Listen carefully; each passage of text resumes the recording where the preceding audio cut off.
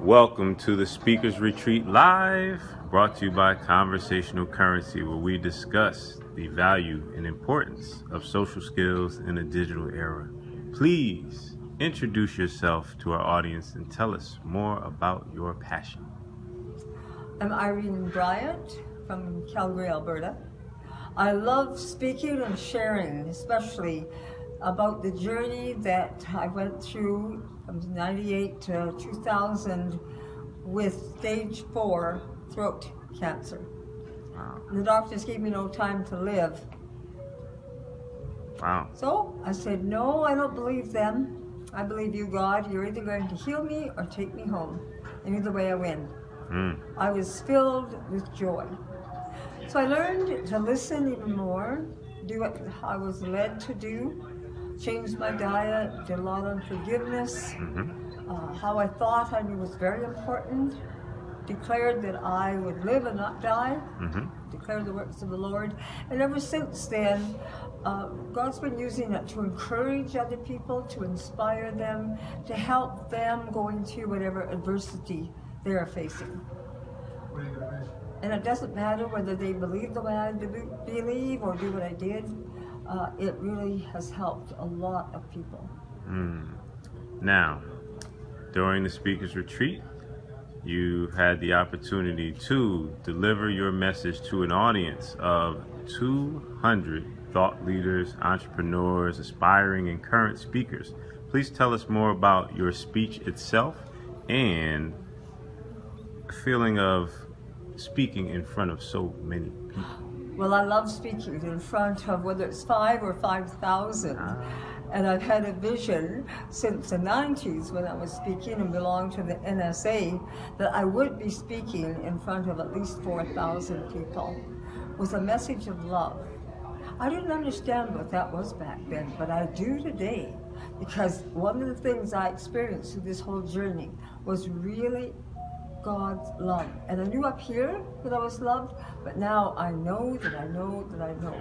And when we know that we are loved unconditionally, we can let go of so much, so many expectations, fear and worry and concern, and live a life that's surrendered, listening and then doing what we're led to do. When we're on that stage, it's not about us. It's about the audience. And there might just be 1 or 2 people that need to hear the message we have.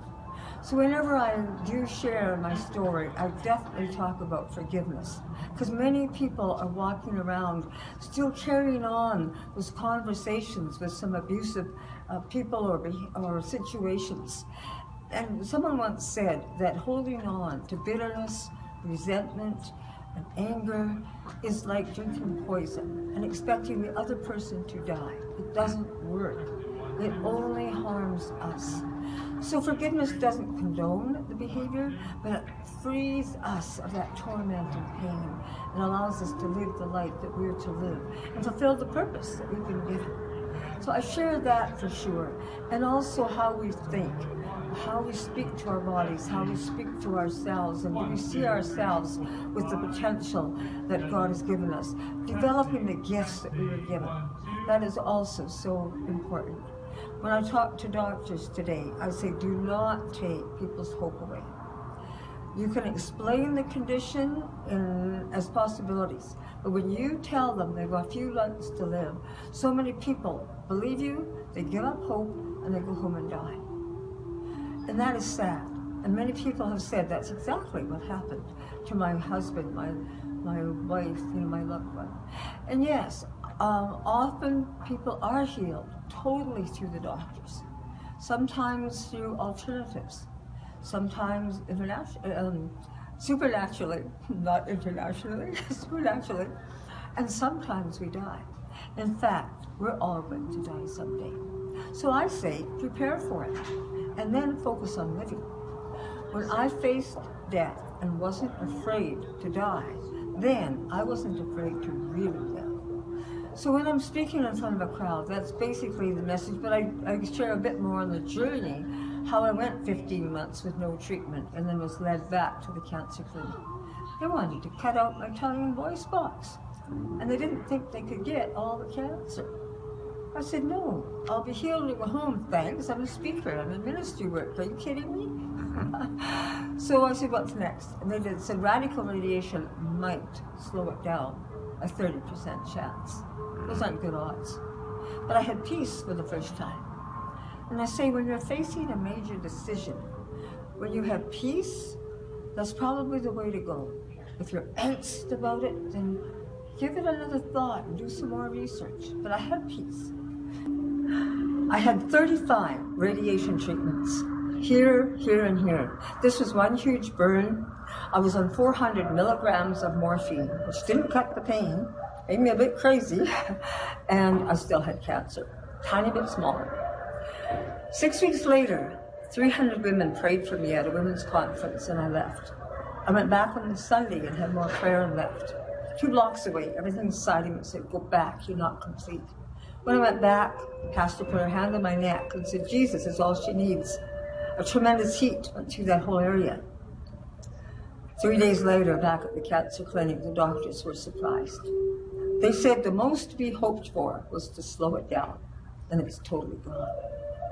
So that was a miracle. I wrote the book last year, and even though people may not believe the way I believe, many have said how much they've been helped by it, especially on that journey, all the miracles that happened, the forgiveness and the power of thought, the power of prayer have really helped them. So I'm excited to share and to bless other people.